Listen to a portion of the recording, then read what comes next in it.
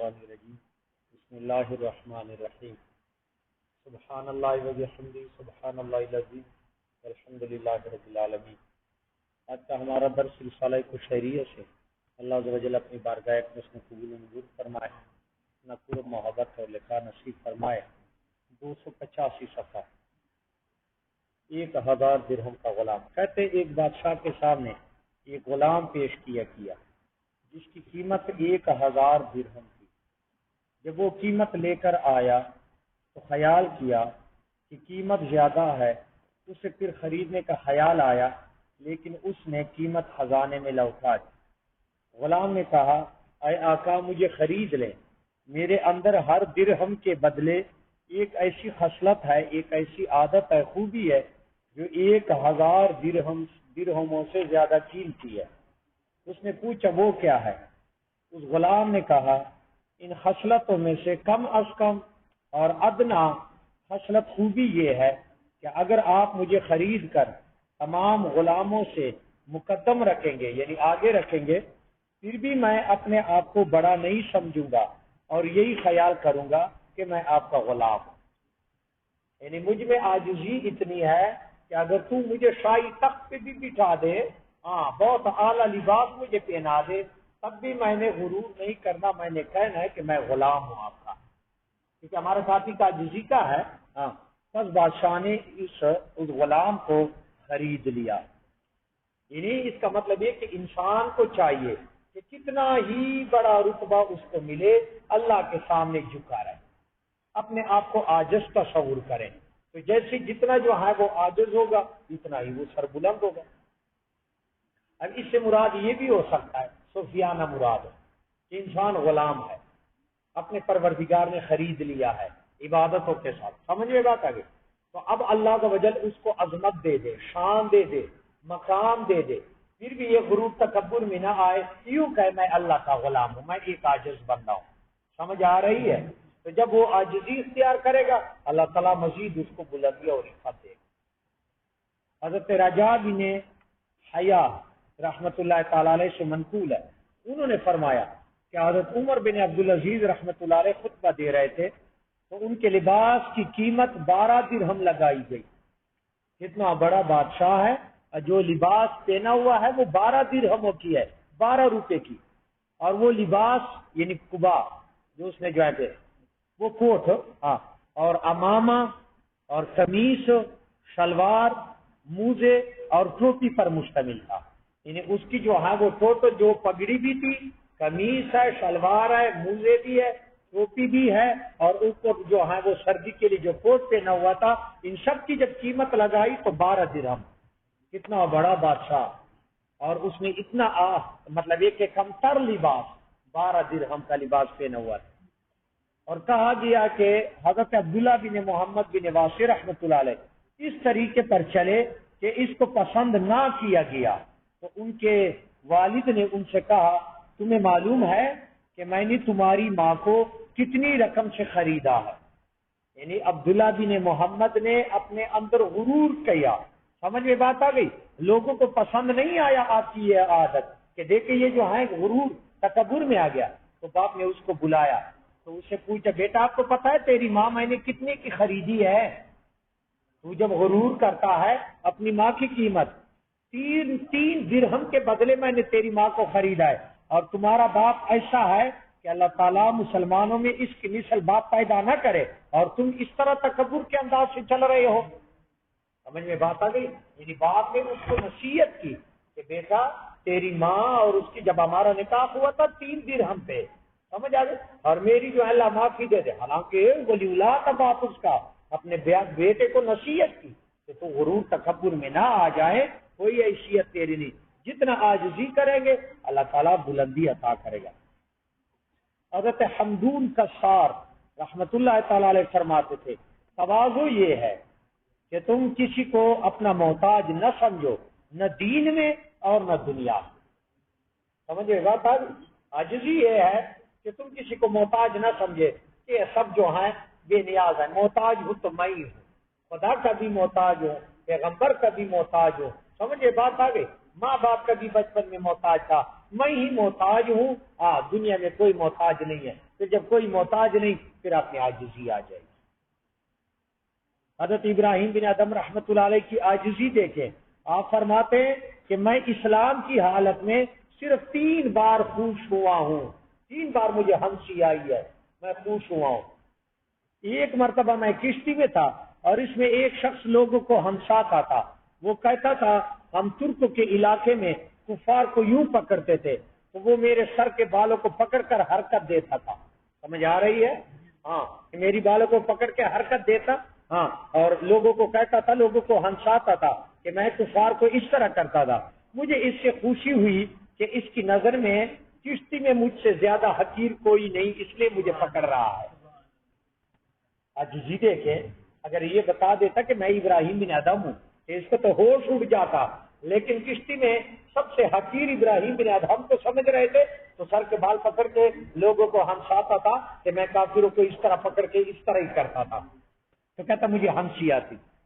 دوسری بار اس وقت جب میں مسجد میں بیمار تھا، مؤذن داخل ہوا تو اس نے کہا باہر نکلو، مجھے اس کی طاقت نہ تھی، وہ میرا پاؤں پکڑ کر گھسیٹتے ہوئے مجھے مسجد سے باہر نکال دیا۔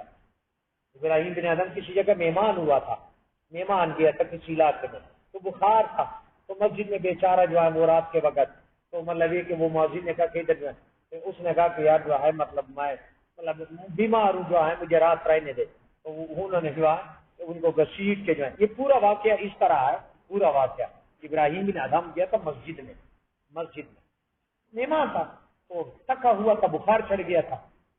جب سارے لوگوں نے جو ہے مطلب یہ عشاء کی نماز پڑھی جا رہے تھے تو وہ جو مسجد کو تالا لگانے والا انتظامیہ تھا یا مؤذن تھا جو یا مولوی صاحب تھے، کہ وہ اس نے اس کو کہا یار جانا نہیں ہے، میں نے تالا لگانا ہے، تو اس نے کہا یار میں مسافر ہوں، مجھے بخار چڑھ گیا ہے، کہ میں نے تو رات ادھر ہی رہنا، میں نے عبادت کرنے، انہوں نے کہا نکل جا، تو ابراہیم بن ادم بنا ہوا ہے یہاں آ کے جو ہے، ہاں ہر بندہ جو ہے نکل جا۔ تو ابراہیم بن ادم ہنسنے لگے کہ یار اب یہ مجھے جانتا ہی نہیں ہے، تو کہتا میں نے منت کی، تو انہوں نے مجھے پاؤں سے گھسیٹ کے باہر نکالا، تو میں باہر سیڑھیوں پہ رات گزار دی، سردی تھی اور بخار چڑھا ہوا تھا، صبح سویرے جب وہ مؤذن آیا میں ادھر ہی بیٹھا ہوا تھا بخار سے، انہیں تالا کھولا سے میں مسجد میں اندر آیا، نماز پڑھی، اچانک ایک بندے نے مجھے پہچان لیا، وہ مجھے جو ہے گلے پڑ گیا، وہی لوگ وہ ابراہیم بن ادم آئے ہیں، وہ مؤذن بڑا شرمندہ ہوا اور میرے قدموں پہ آ کے میں نے کہا حضور میں معافی چاہتا ہوں، میں نے کہا میں نے اس وقت معاف کر دیا ہے جب تو نے مجھے گھسیٹ کے باہر، کیونکہ تیری ڈیوٹی تھی، تو نے اپنی ڈیوٹی پوری کر دی، تو اس میں جو ہے کوئی حرج نہیں ہے۔ حالانکہ کہتا اگر میں اس وقت لوگوں کو کہتا کہ اس نے رات گھسیٹ کے مجھے، اس کی مار پٹائی ہونی تھی اور مسجد سے بھی نکالنا تھا، لیکن میں نے جو ہے مجھے اپنے اوپر ہنسی آ رہی تھی کہ دیکھ کے رات کے وقت مجھے کس طرح گھسیٹ کے باہر اس نے نکالا تھا، اور پھر اللہ تعالیٰ اپنے ولیوں کے ساتھ ہے، لوگوں کے سامنے ظاہر کر دیا کہ مولوی تو گھسیٹ کے لے جا رہا تھا ابراہیم بن ادم، یہ انہوں نے مذاق کر کے یہی کہا تھا کہ تو کہو تو ابراہیم بن ادم میں پوری رات عبادت کرتا، چل نکل جائے یہاں سے، اور وہ تھا ابراہیم بن ادم، تو کہتا مجھے جو ہے ہنسی آ گئی تھی۔ اور تیسری بار اس وقت مجھے ہنسی آئی تھی، خوش ہوا تھا جب میں ملک شام میں تھا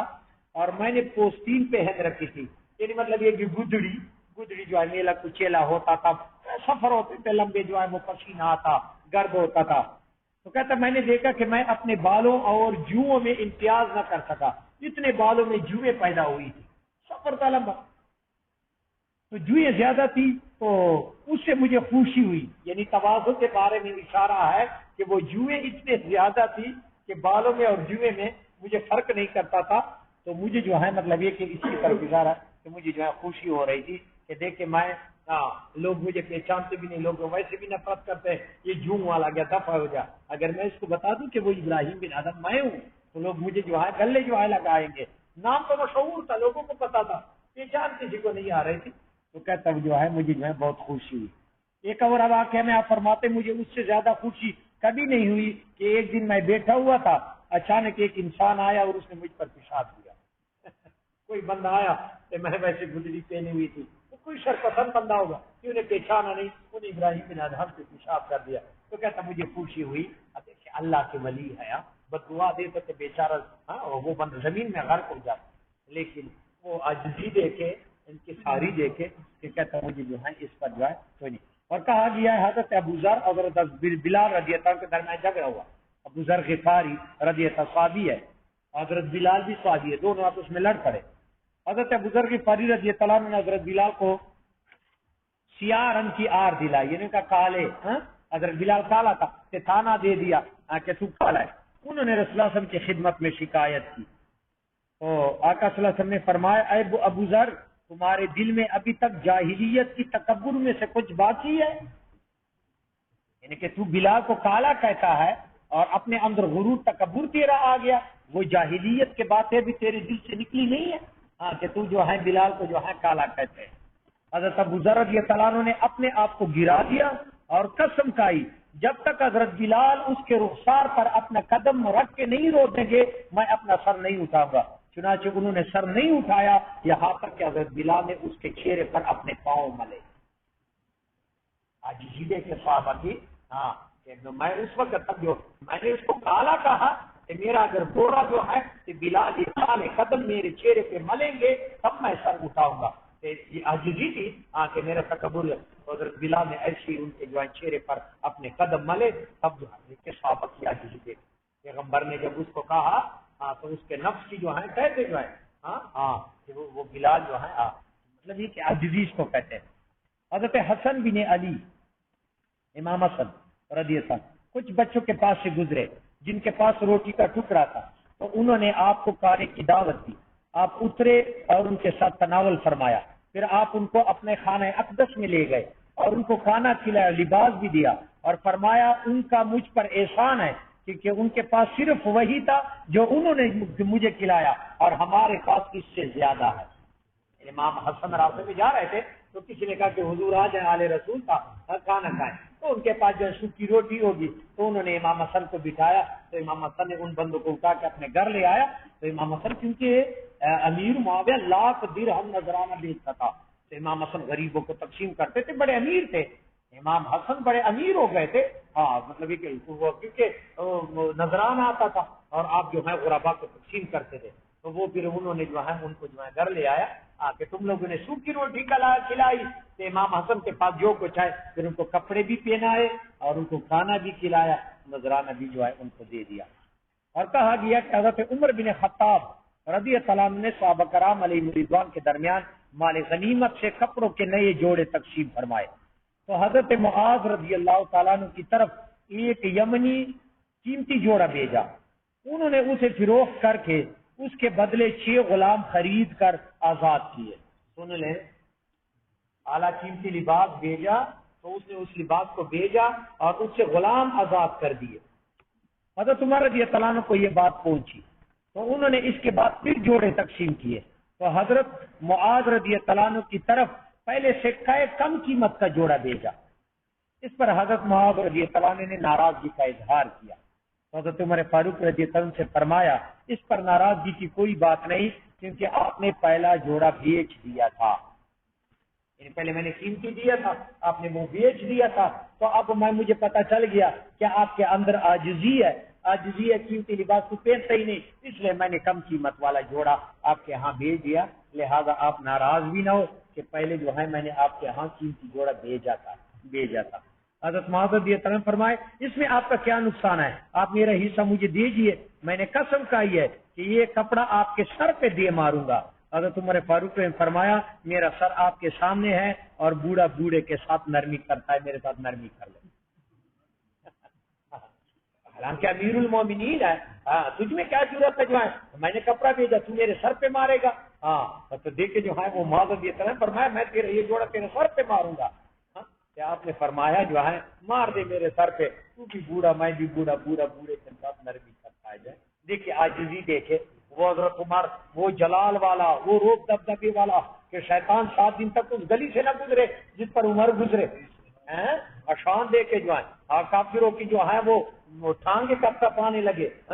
وہ حضرت عمر کی عاجزی دیکھے کہتا مار میرے سر پہ جو ہے تو بھی بوڑھا میں بھی بوڑھا جو ہے فرض کرے گا بوڑھے پر. یہ دیکھے جو ہے آپ کی عاجزی ہے. تو صحابہ کرام کی بہت عاجزی اور ایسی عاجزی ہونی چاہیے. جتنا بندہ بلند مقام پہ جائے اتنا عاجزی اختیار کرے، مزید رتبہ بلند ہوتا ہے. اللہ تعالی سے